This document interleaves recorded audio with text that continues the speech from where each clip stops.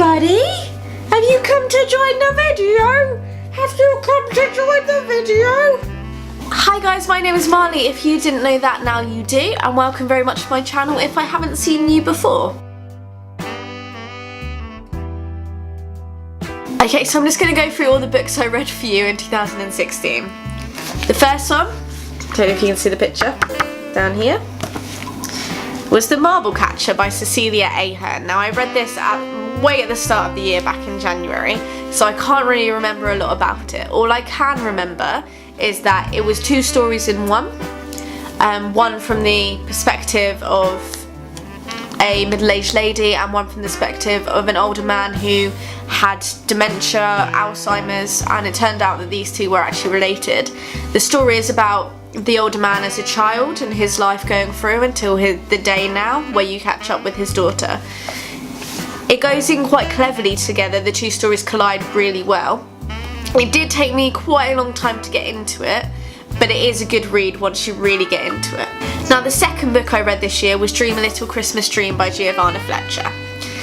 Anyone that knows me knows I am obsessed with Giovanna Fletcher. I think she is fantastic. She is an amazing writer, and anything she writes you can guarantee I'll be a fan of.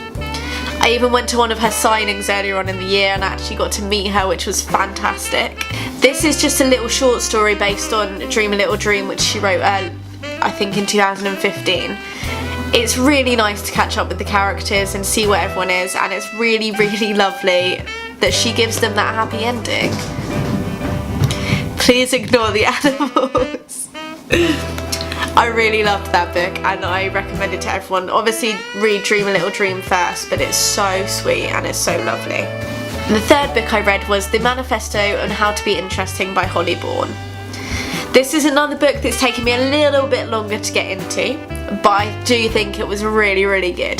The writing is obviously for teenagers, so it's a little bit more basic, but that's totally fine because it really gives you that teenage essence, which was really nice. Now the fourth book I read in 2016 was The Art of Being Normal by Williamson. I did say that right. Now this story I thought was fantastic. It really covers transgender issues. Now I'm not transgender, so I don't know what it's like to have issues like that, and I'm not sure if it actually is lifelike for people who are transgender. But I thought it was really nice to read a book that is about transgender and it makes it so normal and not so alienated for people, because I know when I was at school I had no idea what transgender was, or I had no inkling into it. I had no idea that people might be struggling. So that was really nice to read. The story is a little bit predictable at times, but then like any other teenage book, I think it just comes with the territory. I did really enjoy reading it and I read it really quickly.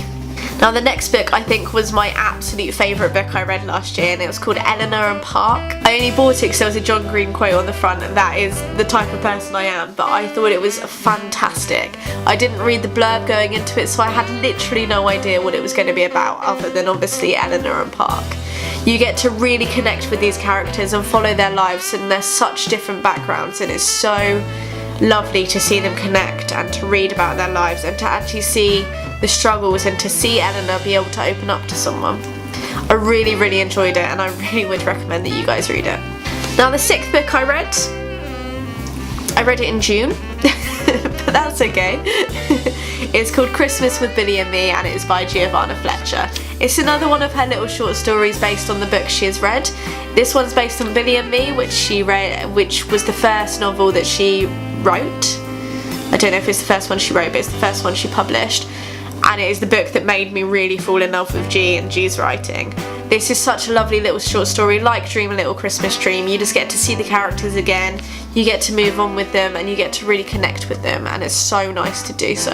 The next couple of books I read were really about kind of mental illness in teenagers. They're books that I would have really, really benefited from as a teenager, so I'm going to talk a little bit more about these two. The first one is Am I Normal Yet by Bourne. I'm not sure really where to start on this one.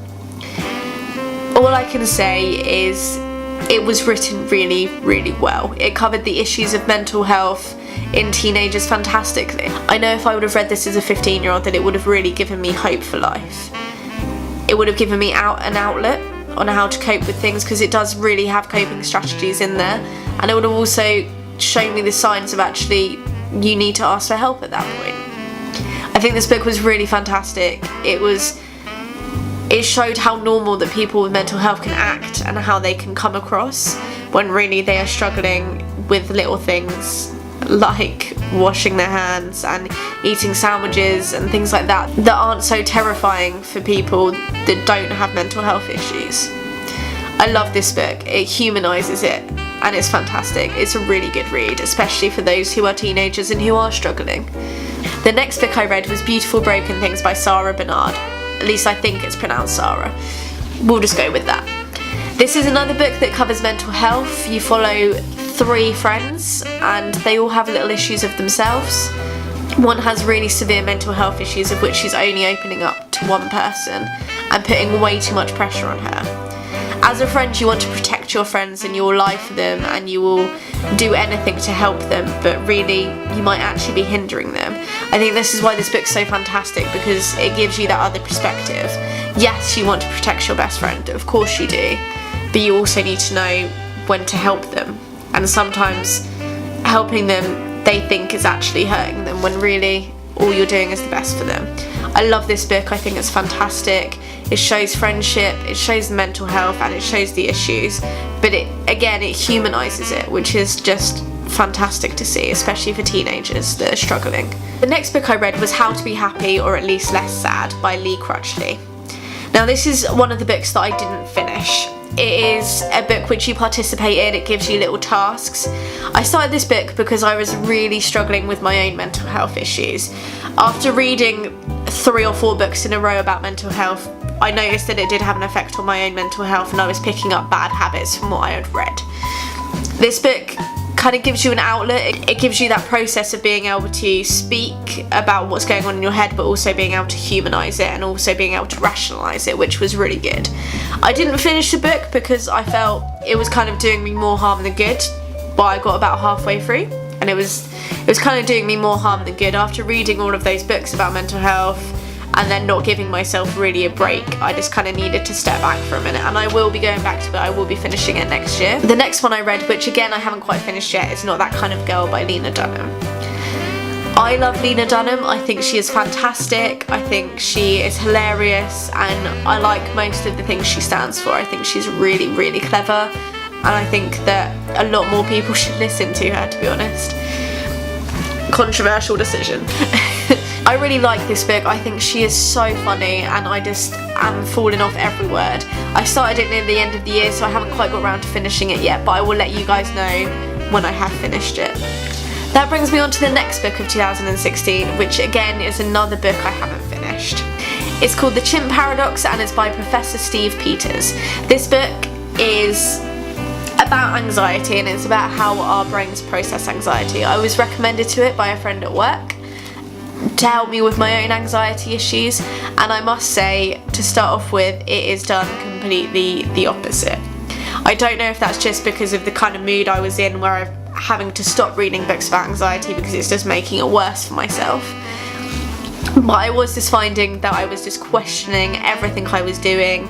I was not seeing myself as a normal human being anymore, and I was seeing myself as irrelevant and really quite stupid because of the theories that were in this book. A lot of it I can understand and I can see, but most of it just made me feel bad about myself, and I'm not interested in that. I'm 23 now. Like, I've been through teenage years, I've been through years of feeling bad about myself. I don't need a book to do it for me. Thank you very much for watching, guys. Remember to give this video a thumbs up if you liked it. Let me know what books you guys like and I'll see if I can read them this year and let you know what I think. Thank you very much, guys. Bye.